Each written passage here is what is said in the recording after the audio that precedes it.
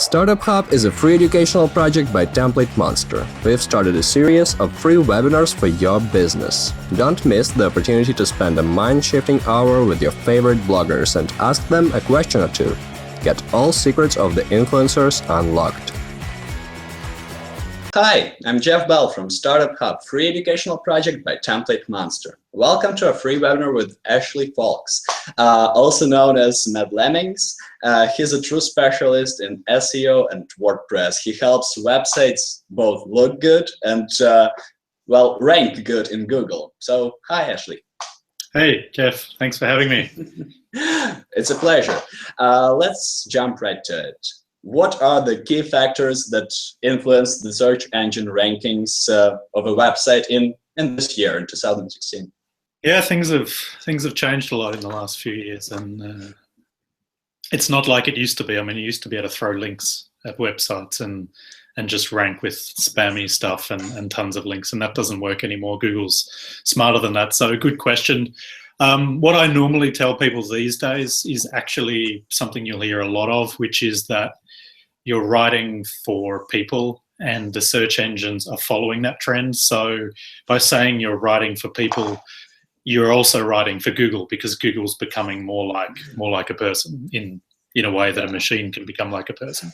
So rather than trying to stuff your articles with keywords, you should write on topics and naturally write your content, and then the keywords will just kind of find their way into the content.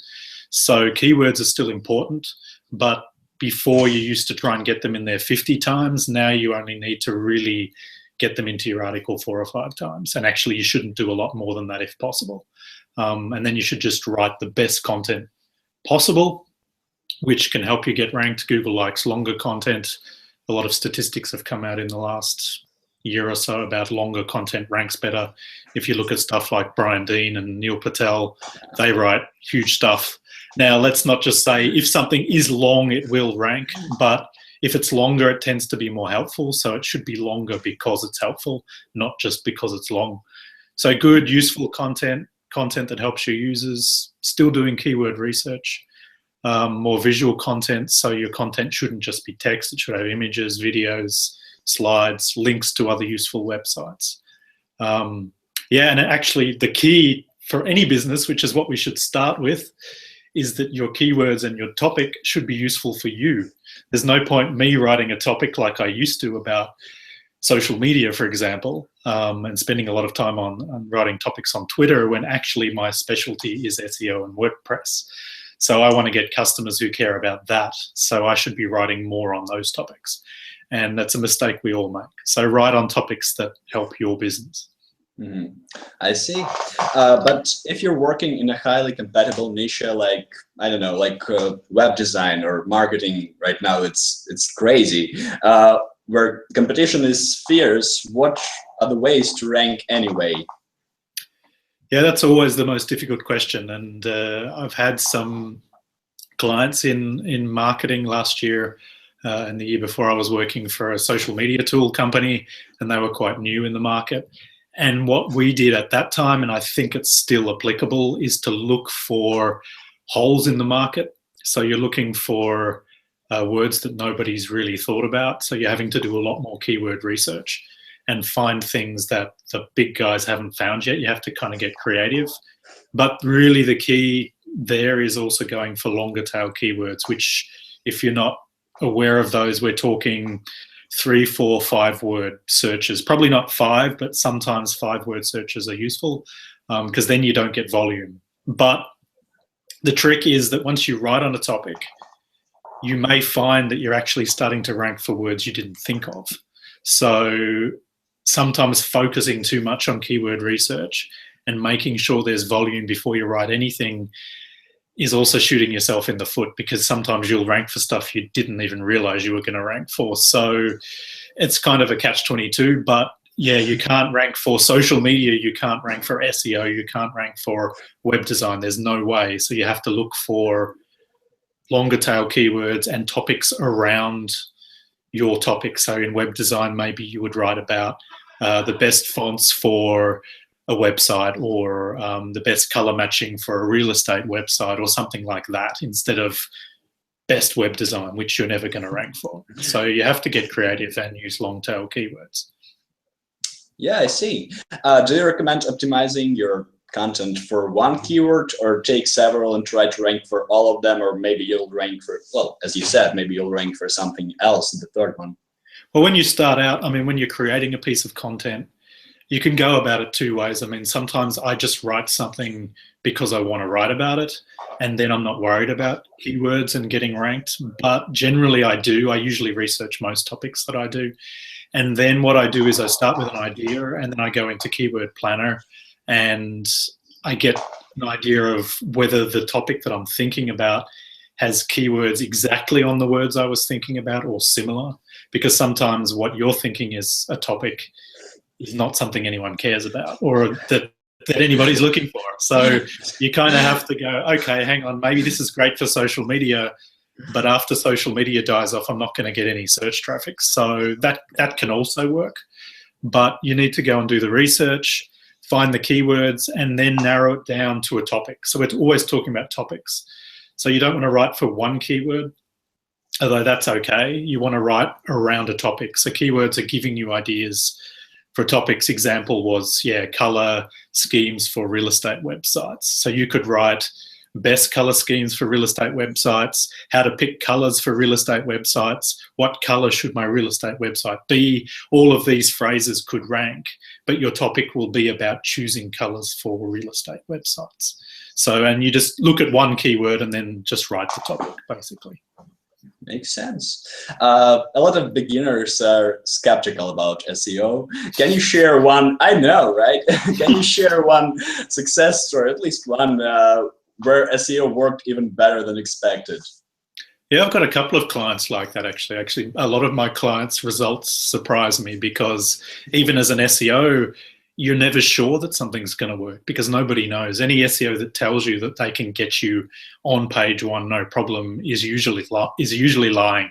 So SEO is an unsure thing, but in general, if you do the right things and you pick the right keywords and you get the right kinds of content and links, you can rank. And if you do it smart, you can rank. And so I had a couple of clients. One was last year, and she started a website in an industry around insects and the eating of insects. It's becoming more of a thing. You might have noticed in the States, you can buy stuff like insect protein, stuff like that. And so I got this topic from her, and she wanted to create content. So we had to find content where we could get keywords that would rank and also get her traffic. And once we started it, it plateaued after a while, but her rankings and keywords just shot up in the first 3 months like crazy. I mean, it was a small niche. It wasn't thousands and thousands and thousands, but yeah, I mean, she's ranking in the top 10 for tons of keywords and her website started at absolutely zero. So she went from being nobody to being one of the top people in that niche, because we strategically chose the right topics that she could rank for, even without a huge amount of links and any authority. So you have to start low and start with smaller keywords, longer tail keywords, work your way up the ladder.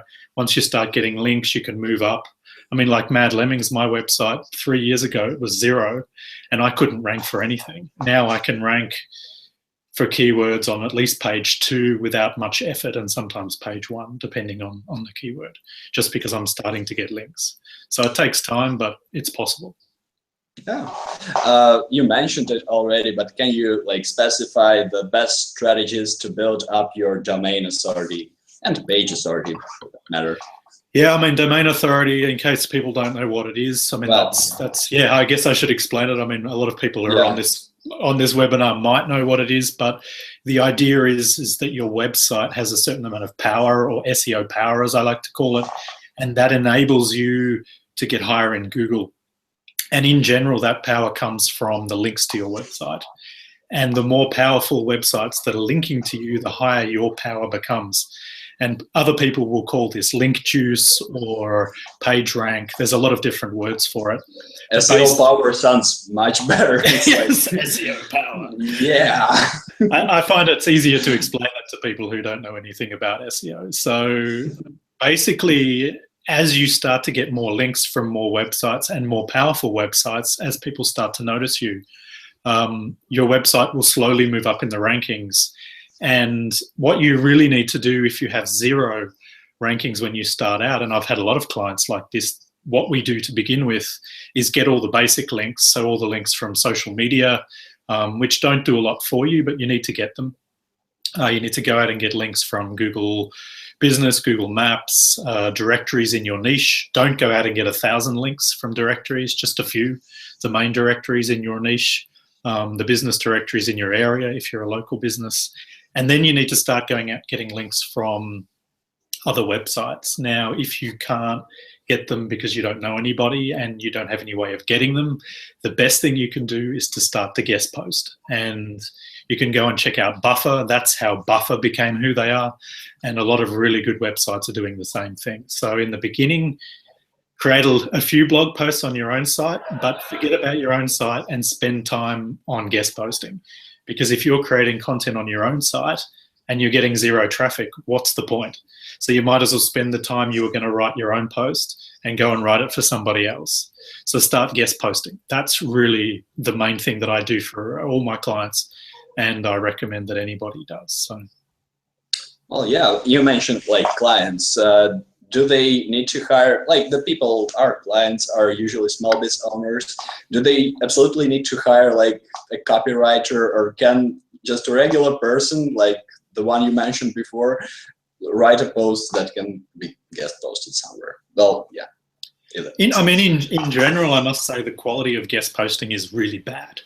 I get about 5 a week at least, and I'm thinking of really just turning it off and deleting them all, because most of even the pitches, like all you have to do to stand out is write a really good guest post pitch, which basically means knowing the blog, at least have a look at the blog and know what the topic is of the blog, and at least read a few posts and give them suggestions for what you're going to write for them, and show them a few things that you've written already.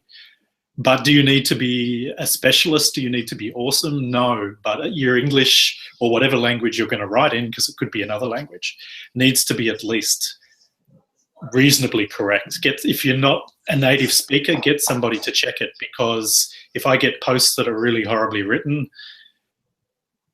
I'm doubting the person can fix it, so I'm going to have to fix it, in which case I might as well have written it myself. And so then I might as well just say no thanks. So make sure your posts are reasonable, but they don't have to be awesome.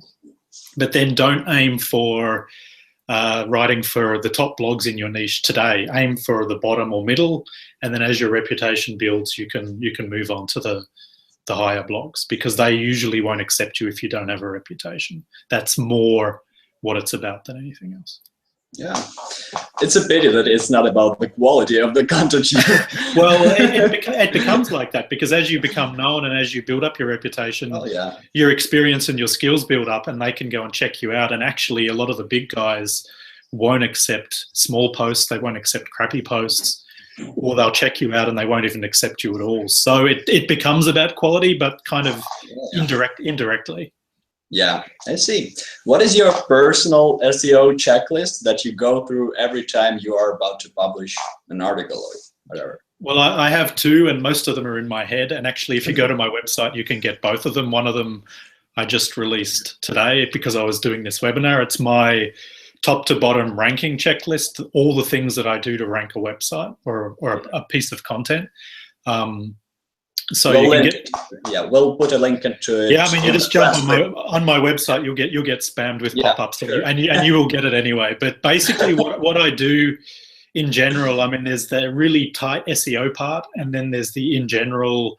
It's not all about SEO part, even though SEO is more of a holistic idea these days. I mean, basically, it starts with getting the right topic. So not just writing something because you feel like it, but actually writing something because you know that your customers, the people who are going to pay you money, care about that. So if you're a blogger, that's someone who's going to buy your course, buy your affiliate product, or whatever it is that you're selling, look at your ads.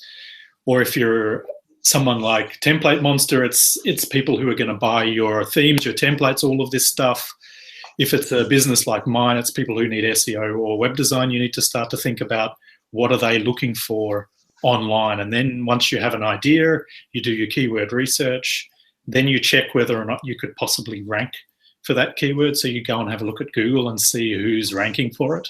And there's ways of measuring this, which I won't go into here, but if you can't rank for it, if the top 10 are really big, then forget it. You're not ever going to get on there, at least unless you're one of the top 10, which takes many years.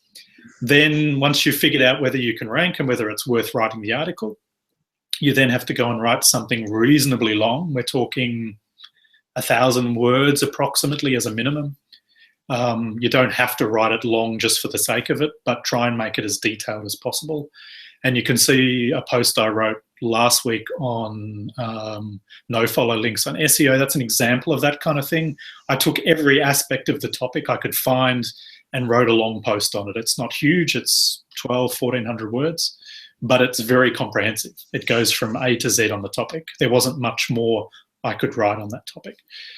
Then you've got to start promoting it. So social media, blogging groups, social media groups, your email list if you have one, reaching out to people that you mentioned in your blog post, all of the kinds of ways you can get promotion for your content. And then you've got to sit back and wait and see what happens, whether it's a few weeks, a few months, see where the blog post kind of settles in the rankings. And then if you're not happy with it or you've got time to spend on it, you can start to get links to it, which is a whole other topic. So yeah, that's the A to Z of what I do from beginning to end on a piece of content. Can you share what are the tools that you use for your search engine optimization most often? Like, for example, I've heard that Keyword Planner sometimes it shows bigger numbers than they are in reality. What are the alternatives? I would actually say it probably shows smaller numbers than in reality, actually. Oh yeah. Because wow. I was just tuning some old posts yesterday, which are ranking for words that I didn't expect. So I was retuning the post on those keywords, and which is another cool thing you should always do. Periodically get your top posts and try and get them ranking even higher. There's stuff in there that's getting 30 to 50 searches a month, which isn't a lot, but if you get 20 of those, that's 1,000, right? So, I mean, that's a lot of, so smaller keywords are worth worrying about. And if I type those into Keyword Planner, they come up with 0. Yeah. So Google doesn't show them. So you have to be careful of worrying about tools. But Keyword Planner is the first place that I go. It gives me an idea of what people are searching for, approximately kind of topics people are searching for, whether maybe I should change my angle a little bit, whether there's more volume or maybe there's an idea related that I didn't think about. And then once I have that, I potentially go and look at other tools like SEMrush for what some of my competition is ranking for, or people who are already ranking on page 1 for those terms. I go and try and borrow their keywords, competitive research. Another way of doing it is you can use a tool like Ahrefs, but many people won't have access to this, but you can get a free trial. And they give you tons of data on keywords, competitors, content, a whole bunch of stuff. I'm lucky enough to have access to that, but not everybody does. If you don't, then I would go and have a look at something like Ubersuggest, I think it's called Ubersuggest, which goes in and gives ideas based on when you type a keyword in Google, you always get those suggestions popping up. Yeah. They're actually based on real searches. They're not just random ideas. They're actually things that people are looking for. So if you start typing in the beginning of a search that you're thinking about writing a topic on, it'll start to give you other ideas at the end of that of things you could write about. So Ubersuggest takes that whole thing and gives you a list alphabetically and gives you all the alternatives for that. And there's another one called Soovle, Soovle, which takes that idea and then does it in YouTube, Amazon. So it gives you a whole bunch of keywords. So it really gives you an idea of what are the other words people are using on the internet. And then you can feed those back into Keyword Planner to see if there's volume or not. Yeah, I mean, that's for keyword research and competitive research and link building research. So they're the 3-4 main tools that I use. Unfortunately, you have to pay for a lot of these tools. Well, Keyword Planner is free, so yeah, you can start there. More or less. They've Oh, just made it a bit harder to get into it. You have to give a credit card and start a campaign. yeah. But it's still free, yes. Yeah. I wanted to talk about one thing that I like about your blog most. You use very unconventional imagery there. Everyone is tired of those, like the featured image of a laptop, of a Mac, Apple, yeah, Mac laptop, of some person pointing to it, like an iPhone laying there. Yeah. Everyone's sick and tired of those. You use unconventional featured images in your articles, and how good does it work? Does it work to attract attention this way? Well, to be honest, I've never measured it. I mean, that's what I should be doing, but what it has done for me, I can tell you, is that I've been mentioned and featured in a number of posts by some top people, like Rebecca Radice did a roundup of people who do visual posts, and there's a bunch of others, I can't remember them all.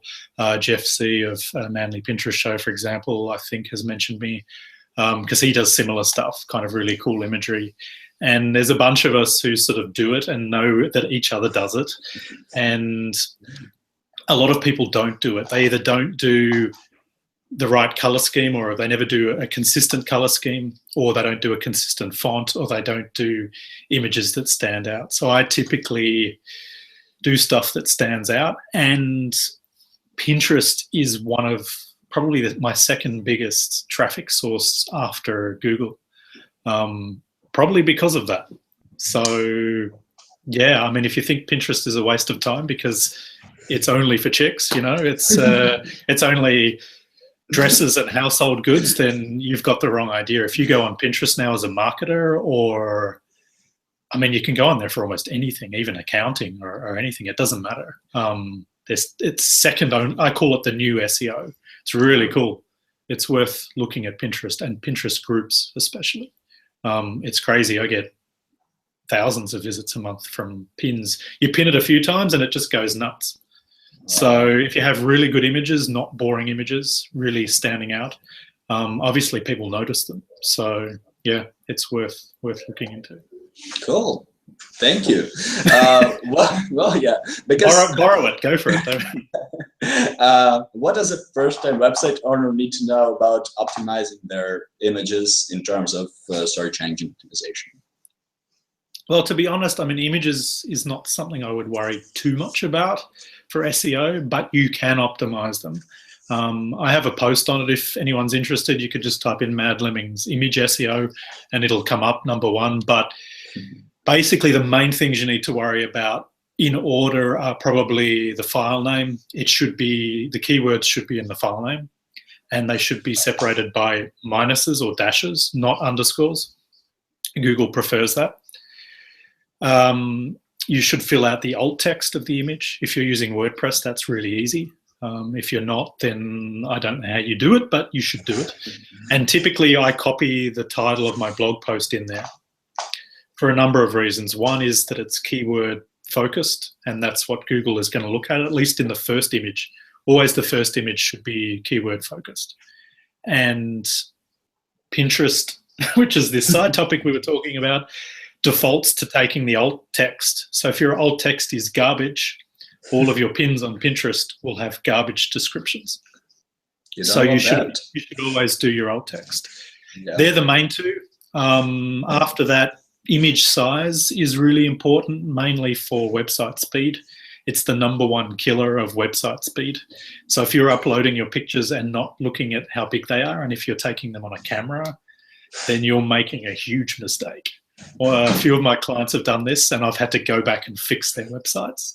It can really, really, really kill your website, which kills the image size. What's the optimal image size for? Well, if your image is as wide as your blog post, if we're just talking a blog post, which is about 1,000 pixels, maybe 1,200, the estimate would be about 100 to 150 kilobytes. Mm-hmm. If it's any bigger than that, and it's not used for a background or a massive header or something, then I would be asking questions, because you have a big problem. If it's a megabyte, or 3 megabytes, it's really killing your website. You don't even realize. If you're loading your own website on your own PC, you won't even know because it's already on your PC, so you're not loading it. So you don't know how slow your website is. It could be 5, 6, 7 seconds. So optimize your images, really important. Yeah. How does, you mentioned it already about with Pinterest and with the fact that you recommend your clients to do some social media first with their websites, but how and does social media marketing help rank better? And if it does, how? If it doesn't, well, how do you use it for your website? In short. Well, the official take on that from all the SEO gurus and Moz and all of these guys is that social media does not directly help rank your SEO. However, if you're not using social media, you're going to have a few problems because firstly, no one's ever going to hear about your content. So it's going to be very hard to get it shared, get it linked, get it read by anybody. And these days, Google is looking at whether or not people are searching for your content, looking for your content, staying on your content. And often they're not going to find your content unless they've seen it on Twitter, on Google+, on Pinterest, because Google's crawling all of these websites. So it indirectly helps like that. And of course, you can get links because people will see your content. And if it's really good, they might link to it. And we were just talking about this earlier before the show, but my post from today from a guest post just got shared by Social Media Examiner and my traffic just skyrocketed. And that's because I'm connected on social media with some people who are connected with Social Media Examiner, and they've obviously found my post. So who knows what will happen to that post? And that was not intentional, but you never know what happens. Yeah. So you should always be trying to build your social media profile, even if it's just slowly, because Google and everybody is watching social media. So don't spend days on it, but even if it's just 15 minutes a day, you should be building up at least one social media channel. I see.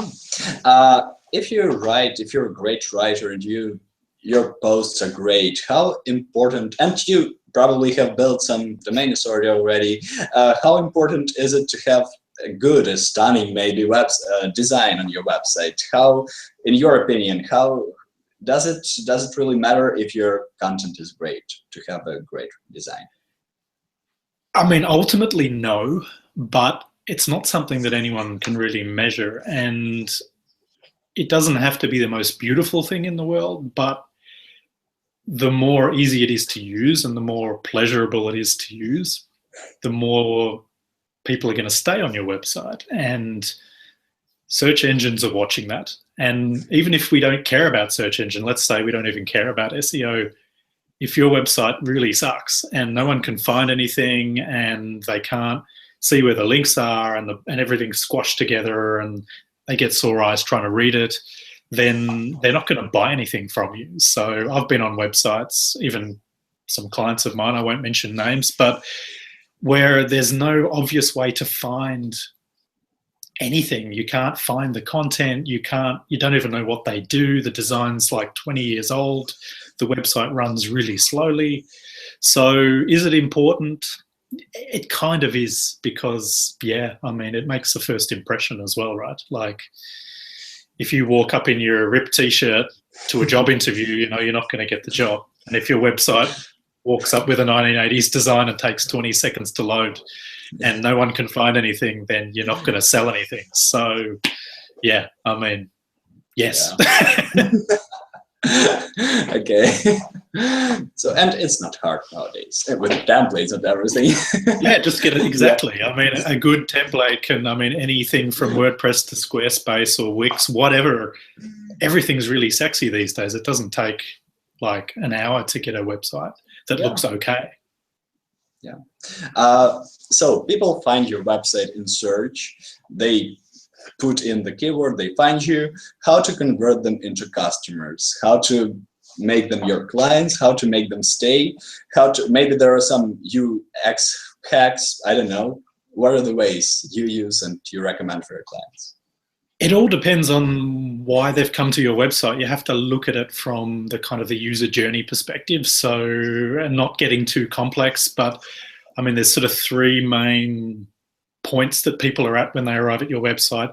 They could be just looking around, and so they don't even know necessarily who you are or what you sell, and then maybe they're not looking to buy anything from you, but they're interested maybe in the topic, or they're trying to solve a problem and they haven't decided yet how they're going to solve that problem. And this is what a lot of blog posts get clients for. So you write a blog post on the best summer colors for your house, painting your house, for example. So you're looking to sell paint, but kind of indirectly. So when someone comes onto your website and reads that post, they're probably not going to buy from you today. So what do? You need to capture their email address, because otherwise they may never come back. And if you get their email address, then you can start talking to them and developing a longer term relationship with them. So you need to have a reason for them to give your email address. And that should generally be a quite short and sweet opt-in. I mean, you can look at what I've got on my website today, and basically it gives someone a quick and easy win and something to solve a problem or help them with something. So it could be, for example, on the paint example, 5 easy ways to choose new paint for your bedroom. Done. You don't need to teach somebody how to paint. You don't need to go to the store and buy the paint with them. You just need to give them 5 quick tips they probably don't know that can help them choose paint. And then they're all of a sudden like, all right, that's really cool. I never thought of that. This company is really good. Maybe they're the person I'm going to buy paint from in the future because they were really helpful. So that's when someone doesn't know who you are. So you need to be getting email addresses all the time. And that's probably 90 to 95% of the people who are coming to your website. And then you've got the people who are almost ready to buy or actually ready to buy, and you need content for them as well. So you need product comparisons, case studies, examples of product A versus product B, best cameras, for example, best cameras of 2016, where yours is one of those cameras that's mentioned in there. Yeah. These kind of topics are for people who are looking to buy, but that's not most people. So you need all sorts of content depending on where the person is at, and then you can start to convert them. But you need to always have really obvious ways for people to get more information, to take the next step, whether it's email, the buy button, the learn more button. Your services pages need to be really obvious.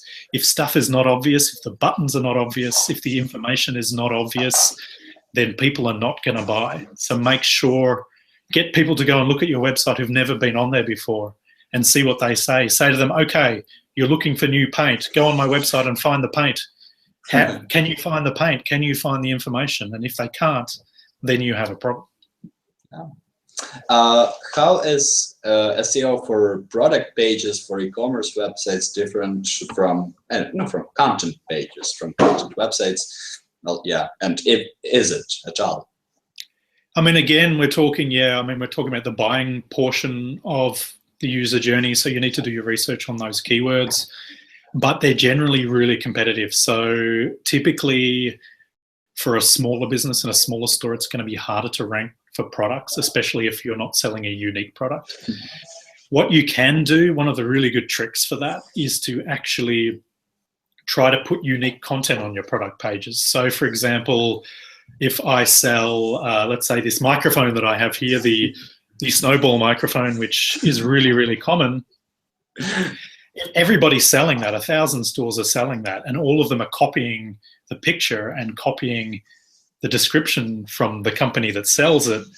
Then it's going to be really hard for you to rank because you have no unique text on your website. So if you go and write a really unique review or description or a breakdown of what it does, how to use it, then maybe that will rank because nobody else is doing that. So you need to be getting unique content on your pages. I would suggest anyone who's selling products should be writing their own product pages and not just copying them. Of course, if you have 1,000, then you have a problem. Just do your top products. Yeah. But yeah, that's the number one tip for that kind of stuff. Which proved itself best in generating customers, clients, leads? I don't know, social, organic traffic, or maybe referral traffic. Well, in general, I mean, the statistics out there say that search is one of the best for converting, because if you're looking at the direct path from search to sale, people typing in best cameras are looking to buy a camera. So whereas on social, yeah, you're not going to generally share a picture of your camera. You're generally going to share a blog post about how you used your camera on the weekend. So that's going to take a longer time to convert. And in marketing, this is one of the hardest things that big companies try and do, is track where that original visitor came from and whether it was the social media that brought them to the company or whether it was the Google search. So, yeah, I mean, these statistics are really tough to say. I mean, I guess this question is getting to the point of, should I worry more about search or should I worry more about social media? I would suggest you should do both. Social media gets you quicker results, will get you direct traffic today. And of course, Twitter and Google Plus and yeah, most of them except Pinterest, the traffic fades very quickly. Pinterest traffic doesn't fade, which is one of the really cool things about it. But yeah, social media is great for a week and then it dies. So like I said, my post today got on Social Media Examiner, awesome, but in a week's time, that's not going to matter. It's going to matter whether that post ranks on Google. So you should be looking at SEO as a long-term play, sort of 6 to 12 months minimum. And in the background, you should be starting to do social media, because you can't just do one channel, because if you suddenly get penalized by Google or lose your Facebook account, and that's your only channel, then you've got a big problem. So you should always be focusing on at least 2 or 3 ways of getting traffic to your website. I see. What we have, by the way, we have a lot of questions from the audience, so I'm gonna ask just one more from me and go on to the guys. So what are the most common mistakes that people should definitely fix before publishing, well, putting their website to life? Yeah, SEO mistakes, of course. Yeah.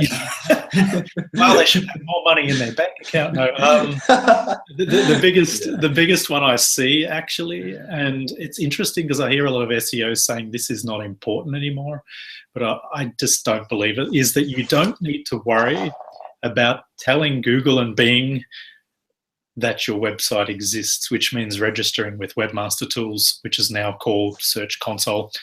People say that you don't have to do that. Google will find you. Maybe. But I've had clients who had 0 rankings, and then I did that for them, and then they shot up to page 3. Yeah. So make sure you've registered your website with at least Google Webmaster Tools and Bing, and maybe, I mean, Yahoo gets done indirectly, so you don't have to worry too much about it. And you need a sitemap as well, a sitemap XML as well. So there is a post also on my website about how to do that, and I recommend that for all brand new websites. It gets you talking to the search engines. So when you publish something, they see it very quickly. Maybe they don't see it today, but they'll see it in a few days. Whereas if you don't do that, they might not see it for 6 months, because there's no links to your website. Yeah. There's no way for them to know you even exist. Believe it or not. They have stuff to index, yeah. Yeah, I mean, they have plenty of stuff to do without worrying about your website. And if you don't tell them that you're there, believe it or not, they don't automatically find you. That doesn't happen. So index your website with Google and Bing, and then make sure that you're doing proper on-page SEO, which is keywords in the URL, in the title, in the first paragraph, maybe the first image. So at least sort of 1 or 2 keyword words, you can use them more or less in your page. So that should be done on your main pages, your home page, your product and service pages, and your blog posts. And that will get you a long way, especially if you have links and you're getting new links. So yeah, well, thank you. Now the questions from the audience. Yeah, how to Artem asks how to automate SEO functions of my WordPress site. Automate. Well, yeah. There is, unfortunately, there is no real automation. Let me think how you could automate anything. Basically, I mean, you need to install a plugin. So WordPress out of the box, even though themes and WordPress claim SEO friendly, actually, if you don't have Yoast SEO or all-in-one SEO, you're not going to do very well in SEO, because you need to have a title, you need to have a meta description, you need to have the URL optimized, and a few other things. And these plugins can help you with that. And you need to go and do that yourself. You cannot automate it. And you need to go and do the keyword research. You can't automate that either. But these tools will help you. So I wouldn't call it automated, but they will help you do the right things. But don't rely on them. Learn what you're doing and learn where you should be putting the keywords. There's only about 5 places you need to put them. And that's about it, really. There's not much else you can do. You can go and do things like plugins for what they call LSI keywords. I wouldn't worry about that. You can do something like HitTail Pro, which shows you other words you could be using. Yeah, maybe you can use that. But ultimately, if you're writing blog posts on topic, you're going to naturally write keywords without even realizing it. Just make sure the topic you've chosen is a good topic. So yeah, there is no real automation. Sorry. I see. And the Melody asks very related questions, like she's continuing your answer. SEO can be learned online, or do I need in-class courses? How to learn SEO? Yeah, that's a good question. I'm actually, and to give myself a plug here, I'm in the middle of writing a course for people to learn this stuff, because it's taken me a few years to get good at it. There's pieces of information everywhere. You can jump onto the Moz beginners stuff or Neil Patel's beginners stuff and get a rough idea of how SEO works. But if you want a formula, a map of how to start from scratch, optimize your website, optimize your content, do your keyword research, find the right keywords, rank your website, get guest posts, all of this stuff, you have to spend months and months and months and months doing research. But if you want to just get a quick start, you can go, to Moz, Neil Patel, Backlinko, have a look at those websites and start reading some of their content. Or if you really want, if you can wait a couple of months, get onto my email list and I will tell you when my course is ready. It's a course for people who pretty much know nothing and will help you rank your website and blog posts, because it took me ages to figure it out as well. It's not simple, unfortunately. Yeah. It isn't. Well, awesome. Also, Kelly asks about keyword research. She desperately says, need help with that, with exclamation points. So what can we do? Yeah, I mean, we talked about that in an earlier question. And as I said, I would step back one level from the keyword research. I mean, I'll talk about the keyword research in a second. I'm not avoiding the question. And say, why? And this is one of the emails I send in my email sequence to my new subscribers that I've just written yesterday, actually, was, why are you writing your post? Why are you writing your content? Because I used to write stuff for no reason, and that's not a good place to be.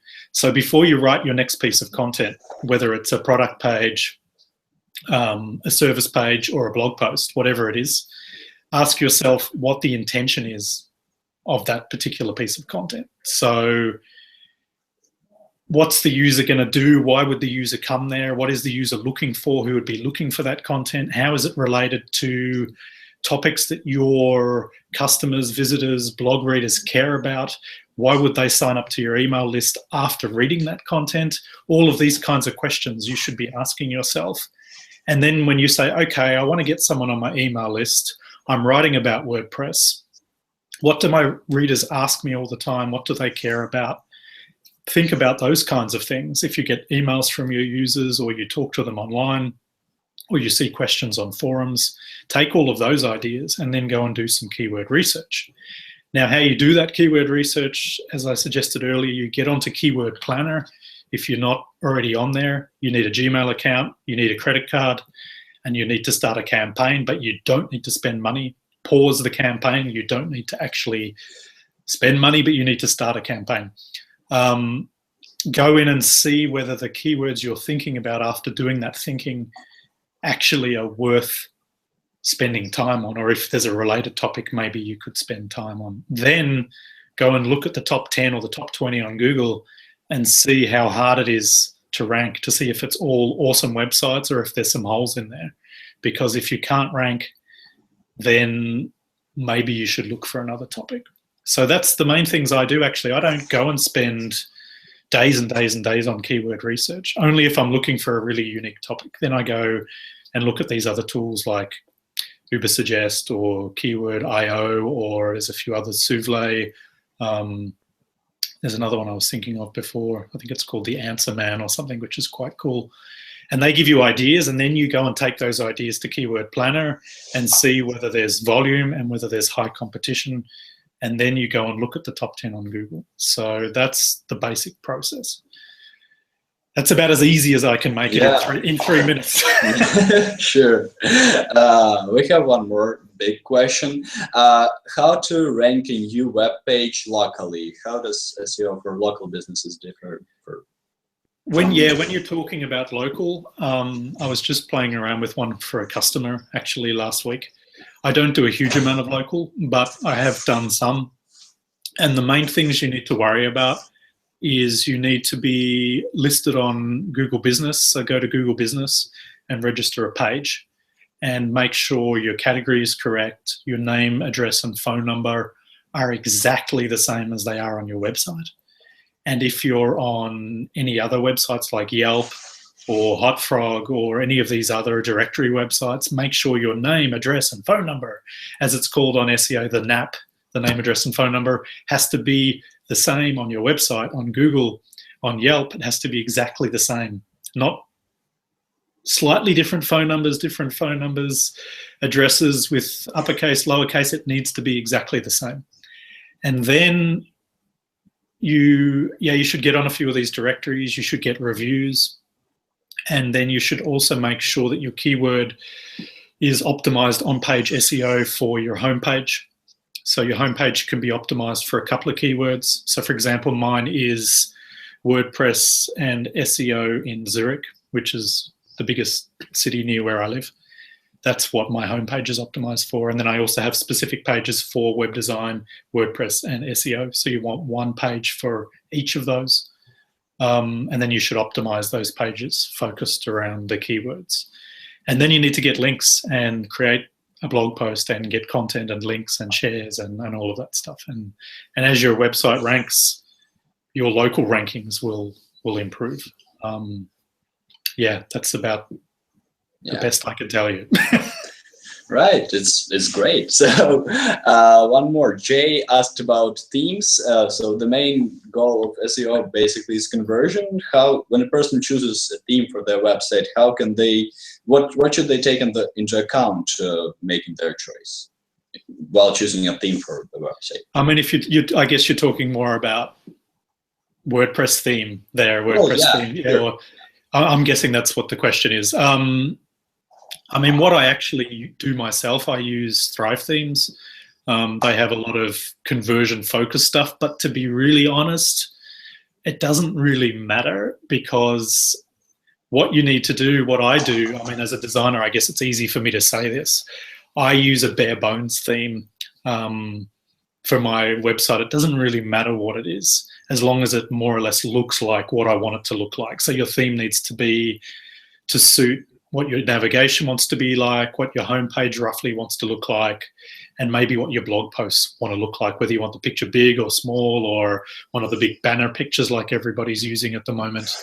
That's really the main thing your theme is going to do. It's going to provide you with the design, the layout, and the features that you need, so that you don't have to go and program them in yourself. And then on top of that, I would go and buy a plugin. There's a whole bunch. You can use SumoMe, or I use Thrive Leads. There's Opt-in Monster. There's a whole bunch of these different things. You can go and find the best one for yourself. And if we're talking conversions in terms of email signups, they're the best kinds of tools. You can have landing pages. You can have slide downs like welcome mats. You can have pop-ups. You can have full screen pop-ups. You can have boxes in the middle of your blog posts. And these come from the plugins in general. I wouldn't aim for getting a theme that has that built in.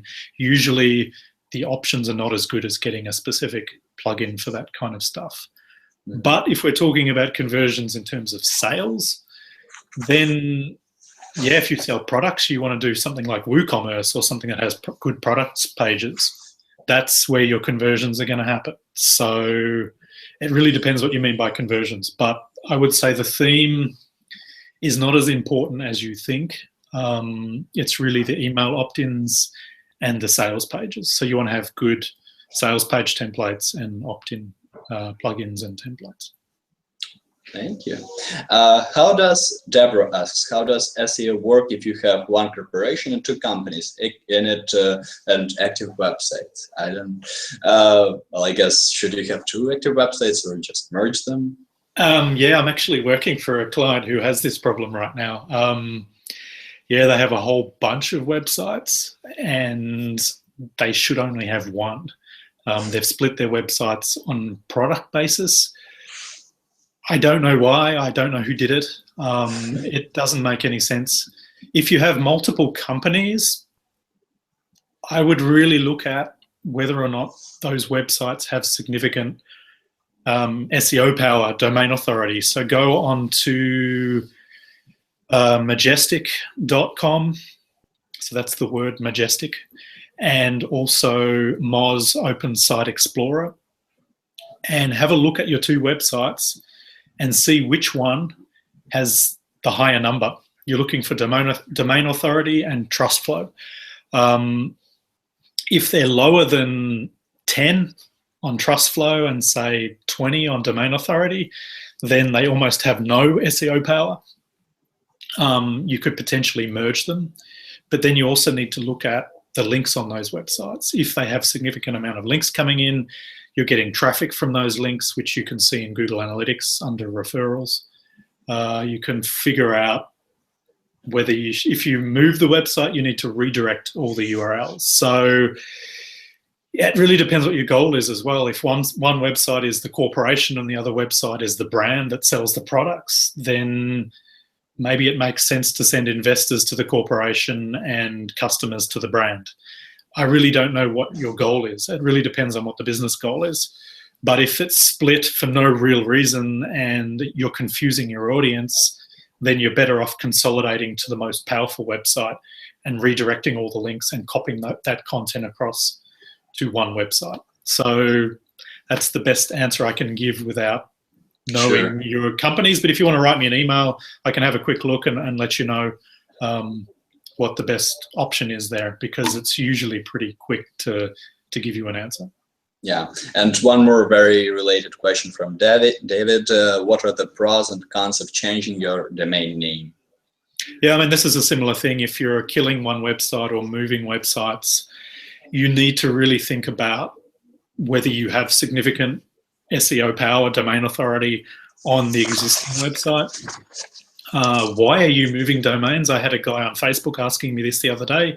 He said, I want to move domains because I want to use my domain for something else on another project. And his domain had almost 0 links. So his SEO power was 0. So it didn't matter that he moved all his content to a new website. But if your website is doing well in Google, has traffic, relevant traffic, I mean, you've got to think too, well, I'm getting 1,000 visitors a month on the topic of knitting, but now I'm selling tiles. Well, okay, it doesn't matter that you're ranking for knitting because you're not selling knitting products, so forget about it. So if you're getting relevant traffic, you have relevant links from relevant websites, then moving domains is possible, but it can be a little bit dangerous. You have to redirect all your links to all the new content. Everyone, page for page, has to be pointing with a 301 redirect. And you will lose a little bit of SEO, not a huge amount, but you will lose some. I think it was Moz did it recently. What were they called before? Moz SEO, or so they changed their name. And Majestic just changed their name too. So you can change your name, you can redirect all your stuff, but it's a lot of work and you will lose some power, and you need to make sure you do it properly and don't lose any links because you might regret it. Of course. One last one is how many links follow or no follow should a new website get per week in order to gain high power to reach top 5 in search? Man, that's a big question. How many follow, no follow, And what was the other comments? Links should a new site get per week in order to gain high power to reach top 5 in search? Well, firstly, if you're brand new, I'd be really careful about throwing dozens of links at your website, because Google will be like, huh?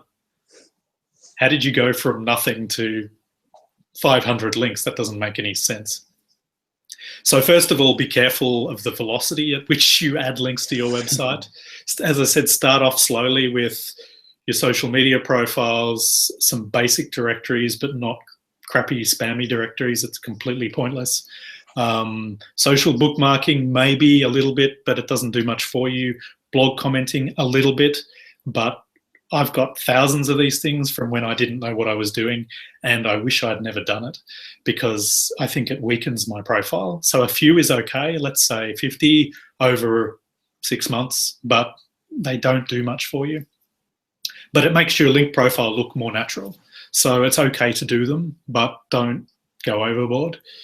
And then start getting links from relevant content. So guest posting is the best way to do it. Reach out to blogs that are a little bit better than you, or if you can, even way better than you, but that's hard to do when you don't have a name and you don't have any content.